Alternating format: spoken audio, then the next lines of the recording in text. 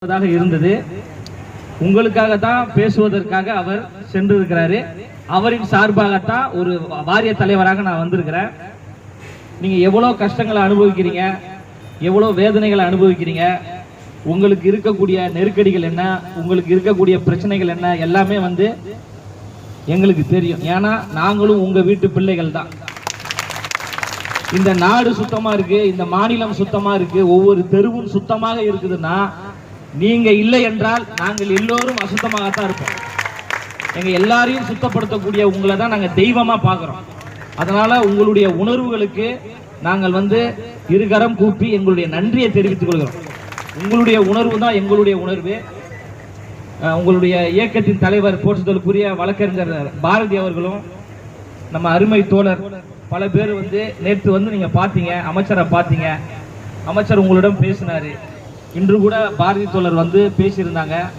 அமைச்சர் வருவதாக இருந்த சூழல் மாறியதால் தான் நான் வந்திருக்கிறேன். என்றுமே இந்த அரசும் நீங்கள் தேர்ந்தெடுத்த முதலமைச்சர் அவர்களும் என்றும் உங்களுக்கு பக்கபலமாகத்தான் இருப்பாரு. நீங்க படக்கூடிய பிரச்சனைகள், வேதனைகள் எல்லாம் நமக்கு தெரியும்.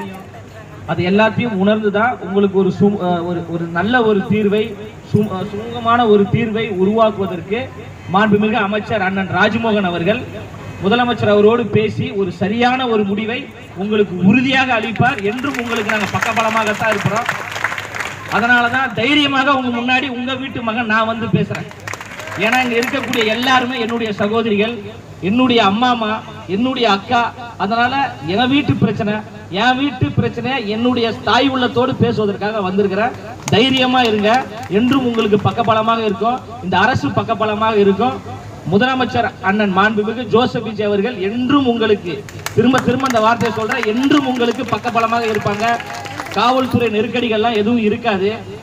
காவல்துறை அதிகாரியோடு நம்ம பேசிட்டோம். உங்களுக்கு உரிய மரியாதையை காவல்துறை அதிகாரிகள் கொடுப்பாங்க. அதனால எங்களுக்கு ஒத்துழைப்பு தருமாறு பணிவன்போடு கேட்டுக்கொள்கிறேன்.